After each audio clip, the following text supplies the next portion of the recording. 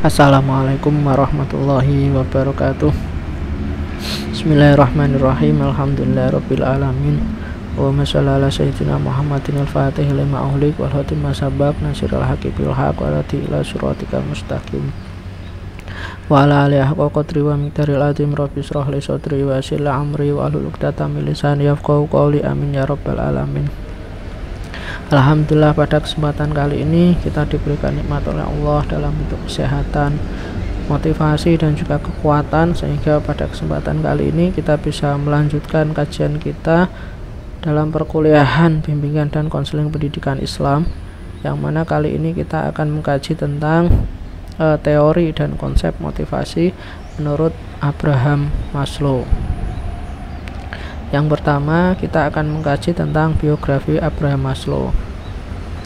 Abraham Harold Maslow ya adalah anak pertama dari 7 bersaudara. Jadi keluarganya merupakan keluarga besar ya, karena memang 7 bersaudara. Ia lahir di Brooklyn, New York, USA atau Amerika pada tanggal 1 April 1908. Orang tuanya adalah imigran berkebangsaan Rusia Yahudi yang pindah ke Amerika Serikat sebagai pembuat senjata. Jadi imigran, bukan orang asli Amerika. Maslow seperti merasa sebagai orang negro pertama yang berada di sekolah yang seluruh muridnya adalah anak-anak kulit putih dan diperlakukan sama seperti anak-anak negro, terisolasi, tertekan dan tidak bahagia. Jadi karena statusnya sebagai orang imigran ya, Maslow sendiri seperti orang negro yang istilahnya disisihkan oleh teman-temannya, yang diisolasi oleh teman-temannya, sehingga Maslow merasa terisolasi, tertekan dan tidak bahagia ya ketika berada di sekolah. Dalam kondisi lingkungan yang kurang bersahabat dan keluarga yang miskin, Maslow merasa sangat kesepian. Waktunya ia habiskan untuk membaca buku dan hampir tidak mempunyai teman. Jadi karena tadi ya dia dari imigran, terus kemudian dia diperlakukan ya oleh teman-temannya, dijauhi oleh teman-temannya, diisolasi oleh teman-temannya ya, sehingga dia tertekan, tidak bahagia ya. Karena memang Maslow ini secara face itu berbeda ya dari teman-teman di sekolahnya.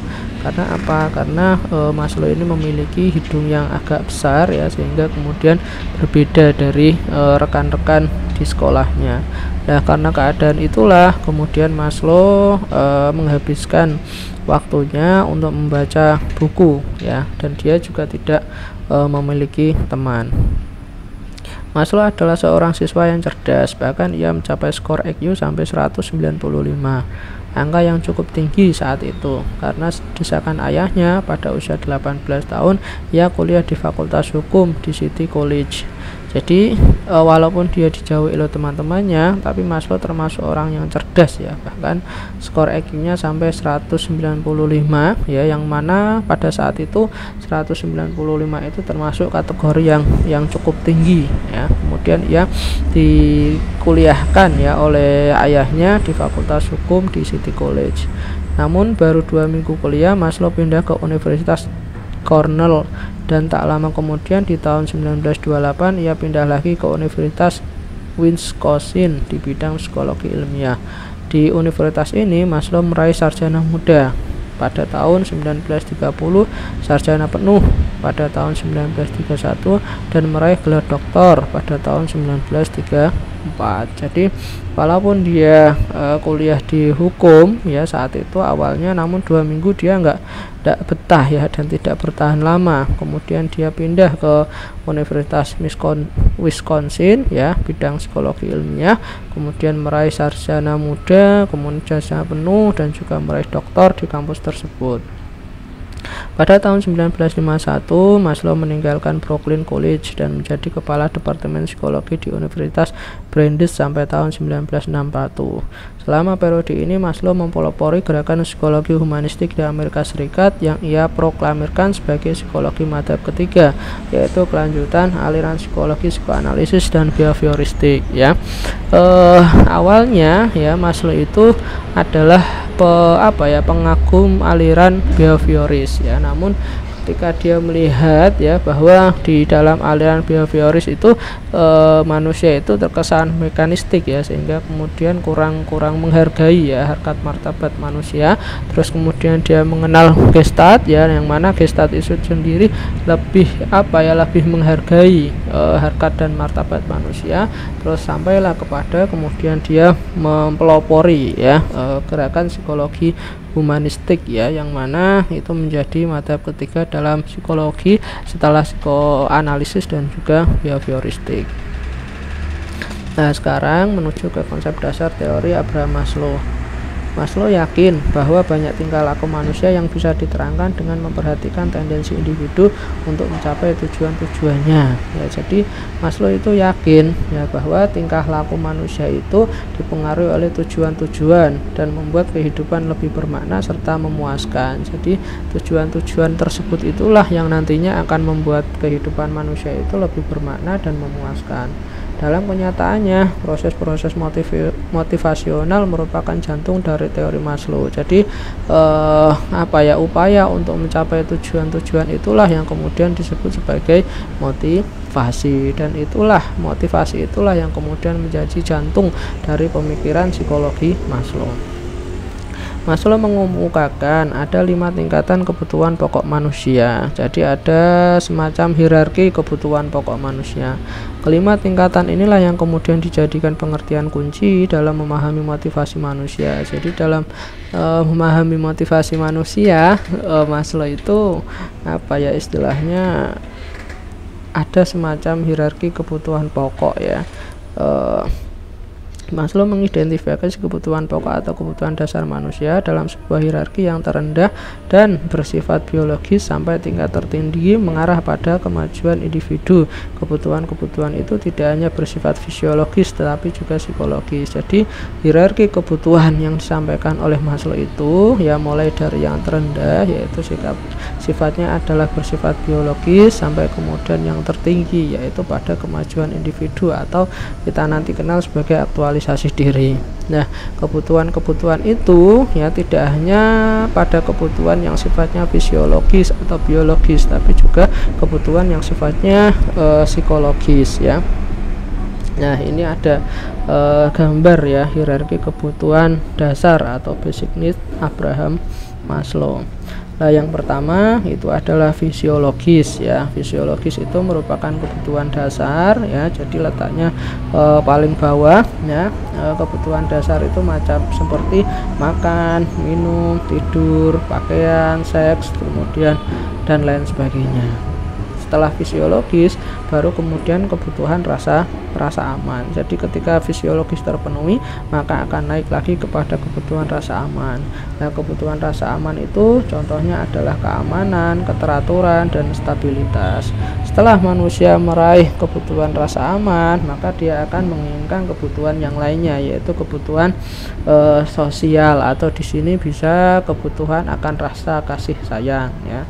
Nah, di sini sosial atau kasih sayang itu macamnya ada afeksi, relasi ya, dalam relasi dalam keluarga ya, hubungan dan lain sebagainya. Selanjutnya kebutuhan akan penghargaan atau dihargai ya, yang mana contohnya adalah pencapaian seseorang, status seseorang, tanggung jawab, reputasi dan lain sebagainya.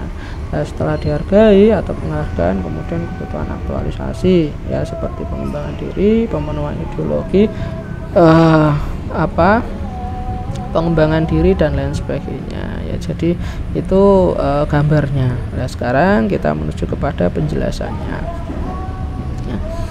Kebutuhan fisiologis atau psikolog atau physiological needs adalah sekumpulan kebutuhan dasar yang mendesak pemenuhannya karena berkaitan langsung dengan kelangsungan hidup manusia. Jadi kebutuhan dasar ya atau kebutuhan fisiologis ini merupakan kebutuhan yang paling dasar ya, karena menyangkut kelangsungan hidup manusia.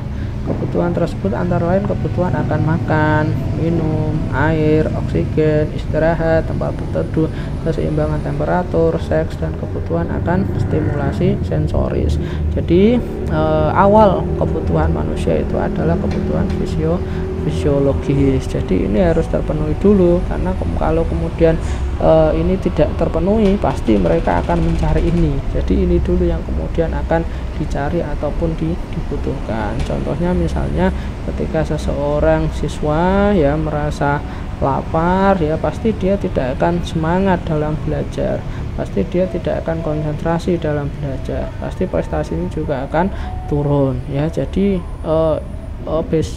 kebutuhan fisiologis itu harus terpenuhi dulu, baru kemudian nanti disusul dengan kebutuhan-kebutuhan yang lain. Nah, oleh karena itu ya kalian sebagai seorang calon konselor ya, kita jika kemudian kalian mendapati ya konseling yang kemudian tidak bisa memenuhi kebutuhan fisiologis ini ya, maka kemudian awal-awal bisa kita bantu ya. Misalnya dia kelaparan, bisa kita kemudian beri makan dulu ataupun beri sumbangan makanan dulu. Setelah itu baru kemudian kita istilahnya memberikan motivasi, dorongan agar supaya dia bisa memenuhi kebutuhan fisiologisnya secara mandiri.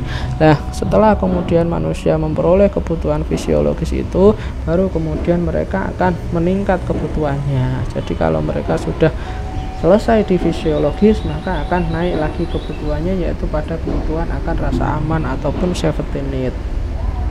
Nah, kebutuhan akan rasa aman ini adalah sesuatu kebutuhan yang mendorong individu untuk memperoleh keterantaman, kepastian, dan keteraturan di lingkungannya. Jadi setiap manusia pasti ingin tentram, pasti ingin kepastian, pasti ingin teratur di lingkungannya. Jadi kalau seseorang tidak memperoleh ketentraman, kepastian, ya keteraturan di lingkungannya, pasti dia akan merasa tertekan, ketakutan, dan lain sebagainya ya. Maka kebutuhan akan rasa aman ini menjadi kebutuhan yang kedua setelah kebutuhan fisiologis. Yang selanjutnya adalah kebutuhan akan cinta, memiliki, dan kasih sayang, atau tadi digambar adalah social need ya, karena ini merupakan sebuah wujud dari relasi sosial. Kebutuhan akan rasa cinta ataupun kebutuhan sosial ya, yaitu kebutuhan yang mendorong individu untuk mengadakan hubungan afektif atau ikatan emosional dengan individu lain. Jadi setiap individu ya pasti membutuhkan ya, kalau kemudian fisiologisnya sudah, kemudian rasa amannya sudah, nanti dia akan membutuhkan yang namanya hubungan afektif atau hubungan yang berhubungan dengan ikatan emosional dengan individu lain, baik dengan sesama jenis maupun lawan jenis, di lingkungan keluarga maupun kelompok masyarakat ya. Kebutuhan akan cinta, memiliki, dan kasih sayang merupakan proses sosialisasi yang dijalani manusia. Jadi cinta kasih itu merupakan proses dari sosialisasi yang kemudian dijalani oleh manusia itu sendiri atau individu itu sendiri. Nah, di sini ya istilahnya rasa kasih sayang, cinta ini tidak melulu masalah seks ya, tapi ini adalah merupakan wujud dari relasi sosial yang afektif yang kemudian melibatkan ikatan emosional. Jadi ya bisa sesama jenis maupun lawan jenis. Sesama jenis ya misalnya antara kita dengan teman kita ya, sama-sama perempuan ataupun sama-sama laki-laki, itu kan bisa saling menyayangi, bisa saling mencintai, tapi di sini tidak melulu pada orientasi seksual ya, tapi memang pada relasi sosial yang efektif dan juga ikatan emosional. Kan kasih sayang kan tidak melulu menuju ke sana. Nah, di sini ya itu sangat-sangat penting. Jadi kalau seseorang itu dicintai, kemudian disayangi ya, nanti mereka akan merasa merasa dihargai ya, mereka merasa ada ya. Jadi memang kebutuhan ini sangat penting. Yang selanjutnya adalah setelah kemudian mereka manusia merasa dicintai, disayangi ya, kemudian bisa mendapatkan relasi sosial dengan temannya, dengan keluarganya ya. Yang selanjutnya adalah kebutuhan akan harga diri atau esteem. Kebutuhan ini meliputi dua hal ya, for self respect of self esteem and for the esteem of other, yaitu harga diri dan penghargaan dari orang lain. Jadi kita apa ya, kita memiliki harga diri dan kita juga butuh penghargaan dari orang lain. Harga diri meliputi kebutuhan akan kepercayaan diri, kompetensi, penguasaan, ketidakketergantungan, dan kebebasan ya. Penghargaan dari orang lain meliputi nama baik, prestis, gengsi, pengakuan, penerimaan, perhatian, kedudukan, nama baik, serta apresiasi. Nah, di sini banyak faktor yang kemudian mempengaruhi harga diri seseorang. Misalnya faktor internalnya ya, dia apa ya istilahnya misalnya dia sudah belum bisa memahami potensi dirinya, terus kemudian dia merasa rendah diri. Lah ini dia nanti akan kebutuhan akan harga dirinya itu adalah rendah kan, seperti itu ya. Terus kemudian bisa juga dipengaruhi oleh lingkungan sekitar. Misalnya tidak ada penghargaan ya dari lingkungan sekitar, dia merasa dilecehkan, terus kemudian direndahkan ya, sehingga kemudian itu akan memperburuk harga diri dari individu tersebut. Begitu juga sebaliknya, kalau dia kemudian dihargai, terus kemudian merasa merasa percaya diri ya, maka nanti dia akan memiliki harga diri yang baik. Yang terakhir adalah kebutuhan akan aktualisasi diri, merupakan atau need for self actualization, merupakan hierarki kebutuhan dasar manusia yang paling tinggi dalam Maslow. Aktualisasi diri dapat didefinisikan sebagai perkembangan dari individu yang paling tinggi. Jadi pengembangan diri yang paling tinggi, mengembangkan semua potensinya yang miliki dan menjadi apa saja menurut kemampuannya. Jadi di sini aktualisasi diri adalah ketika seseorang sudah mampu mengembangkan potensi dirinya ataupun kemampuan yang ada pada dirinya. Ya tentunya akan sangat membahagiakan sekali ya ketika kemudian kita bisa melakukan itu. Setiap orang bisa mengaktualisasikan dirinya, yakni dengan jalan melakukan yang terbaik dan bekerja sebaik-baiknya sesuai bidang masing-masing. Jadi kita semua bisa kok kemudian meraih kebutuhan aktualisasi diri selama kita melakukan yang terbaik ya, dan dengan jalan yang terbaik. Jadi selama kita bekerja atau melakukan yang terbaik ya, kemudian dengan jalan yang baik juga, maka insya Allah kita akan meraih yang namanya kebutuhan aktualisasi diri menurut Abraham Maslow itu. Kalau dalam Islam, aktualisasi diri itu dikatakan sebagai kalau seseorang sudah mencapai level ma'rifat ya, ataupun dekat dengan Allah Subhanahu wa Ta'ala, maka dia akan mampu untuk kemudian mengembangkan potensi ya, dan juga mengembangkan kemampuannya. Itu kalian sebagai seorang calon konselor ya, kelak kalian harus paham dengan hierarki kebutuhan yang ada pada Maslow, sehingga kemudian kita bisa melakukan membantu konseli untuk kemudian mengembangkan dirinya dengan cara melihat ya kebutuhan-kebutuhan yang ada pada diri konseli. Jika kemudian misalnya kebutuhan fisiologisnya belum terpenuhi, maka kita bantu dulu kebutuhan fisiologisnya. Kemudian misalnya dia membutuhkan kebutuhan rasa aman, ya kita berikan kemudian layanan konseling yang kemudian memberikan rasa aman. Kemudian ketika dia butuh penghargaan diri, maka kita memberikan sebuah layanan bimbingan konseling yang mengedepankan penghargaan diri ya. Kemudian jika dia membutuhkan rasa kasih sayang, cinta, perhatian, maka kita harus memberikan itu pada layanan bimbingan konseling yang kita lakukan, sehingga kemudian kalau kebutuhan-kebutuhan itu bisa bisa dirasakan, bisa dipenuhi oleh konseling yang kita layani, maka niscaya ya kebutuhan aktualisasi diri itu juga akan bisa diraih oleh konseling yang kita layani, sehingga kemudian konseling yang kita layani bisa mengembangkan potensi dan juga bisa mengembangkan diri serta kemampuannya sesuai dengan bidangnya masing-masing, sehingga nanti kelak dia akan menjadi manusia yang bekerja sebaik-baiknya dan dengan jalan yang terbaik. Itu tujuan kita. Jadi kenapa kemudian kita belajar tentang teori motivasi Abraham Maslow, yaitu tadi harapannya dari kita memahami hierarki kebutuhan itu kita bisa mengaplikasikan, mengimplementasikan kebutuhan-kebutuhan itu dalam suatu layanan bimbingan dan konseling. Nah, mungkin itu saja yang kemudian bisa saya sampaikan. Terima kasih atas atensinya. Mohon maaf apabila ada kekurangan dan semoga bermanfaat. Tetap jaga kesehatan. Dari saya cukup sekian. Assalamualaikum warahmatullahi wabarakatuh.